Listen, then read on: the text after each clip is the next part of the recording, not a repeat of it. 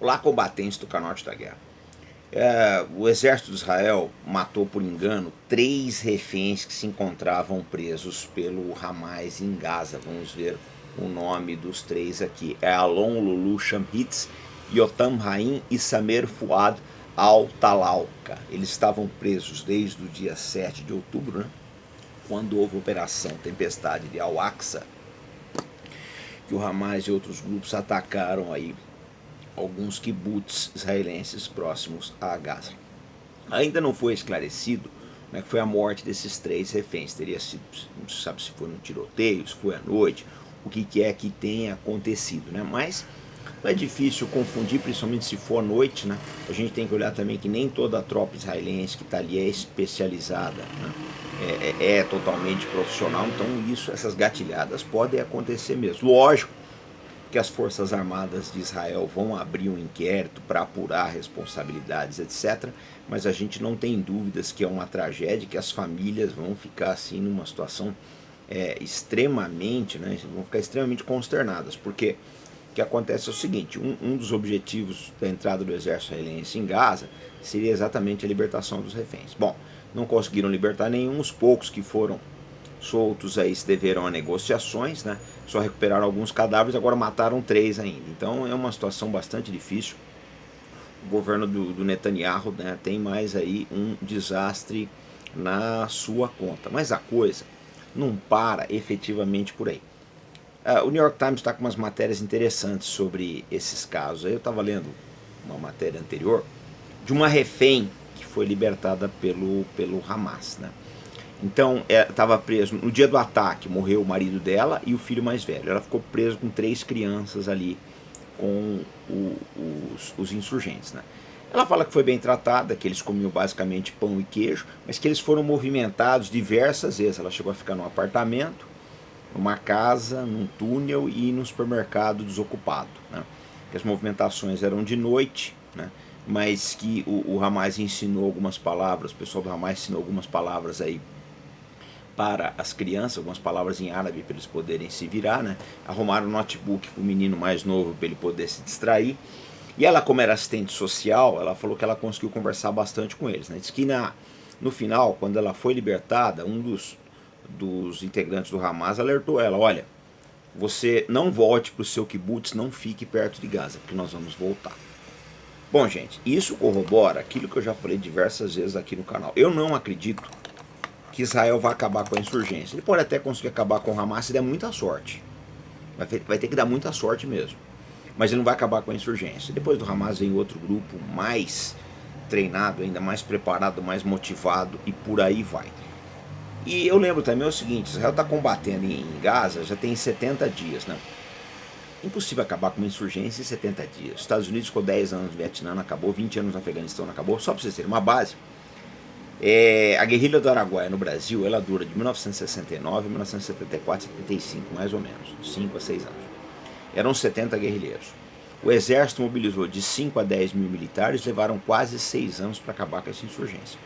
Ou seja, né, tem que ter assim uma ilusão muito grande de achar que você vai conseguir acabar aí, tá, com um grupo como o Hamas, que tem aí cerca de 30 mil integrantes. E eu preciso lembrar que Israel não está enfrentando apenas o Hamas, está enfrentando o Hezbollah ao norte.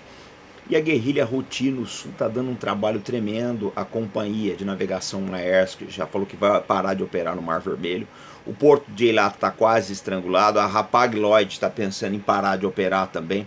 Os Houthis já atacaram de 5 a 6 navios. Enfim, é um desastre para Israel. Nunca houve um desastre tão grande, tá?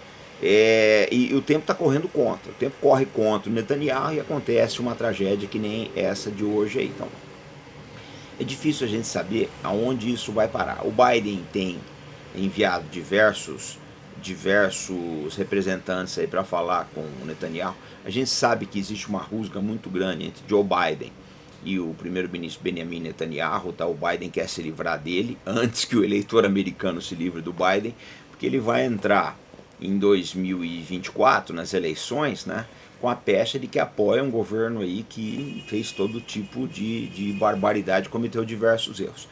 Quando essa crise começou, eu falei diversas vezes que eu achava um erro o Joe Biden ter ido diretamente, logo no início, para Israel, porque ele colou definitivamente a imagem dele com o Netanyahu, para o bem ou para o mal. Se o Netanyahu acertasse, o sucesso ia colar um pouquinho no Biden, né? Mas se ele errasse, a gente não tem dúvida que ia colar muito, muito no Biden. Então eu penso que foi um movimento mal calculado, mal pensado, precipitado, e agora a conta está chegando, o Biden não sabe como se livrar dela efetivamente. Eu acho o seguinte, nós estamos no dia 15 de dezembro, faltam 16 dias para acabar o ano, esse ano praticamente já era, né? A gente entra em 2024 e a pressão vai ser avassaladora. Eu lembro que já tem um processo aí de estar acelerado aí as tentativas de dar impeachment no Joe Biden. Eu não duvido que isso aconteça e que haja apoio para isso dentro do próprio Partido Democrata, porque eles sabem que se forem para a eleição com o Joe Biden, provavelmente vão perder, né? O furacão Trump vem vindo aí e o maior eleitor de Donald Trump chama-se exatamente Joe Biden. Está fazendo tanta burrada, né, que ele favorece o Biden. Mas a situação de Israel não tem no momento que resolver. Os Estados Unidos tenta, junto com Israel e outros países aí, formar uma coalizão no Mar Vermelho para combater os Houthis.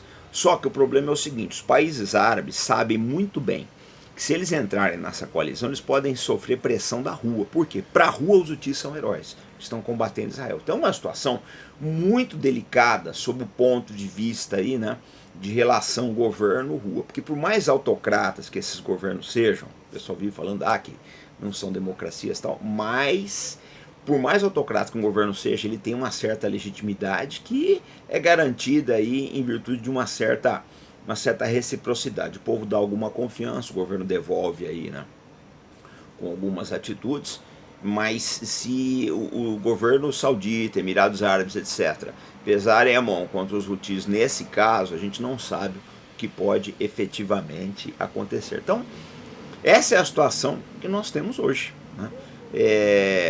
Israel com um problema muito difícil, né?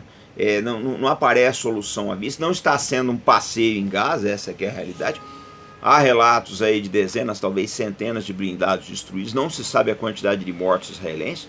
O coronel Douglas MacGregor falou em 3.900 mortos, a gente falando em número maior aí, eu não sei, é difícil dizer. Eu calculo que pelo menos um quarto disso pode ter acontecido, que é bastante para um país como Israel, porque a gente tem que lembrar o seguinte, Israel tem mais ou menos aí 9 milhões de habitantes, o Brasil tem 220, ou seja, o Brasil tem 23 vezes praticamente a quantidade de habitantes de Israel, né? Se morressem 1.000 israelenses, seria o equivalente a morrer 23 mil brasileiros, ou seja, um número assim que ninguém em 70 dias. Quer dizer, um número que a nossa sociedade provavelmente não toleraria e a sociedade israelense muito menos. A gente não sabe como é que isso está sendo filtrado, mas mais cedo ou mais tarde essa conta vai bater, né, no governo israelense e certamente, né, ela terá que ser saldada por Benjamin Netanyahu.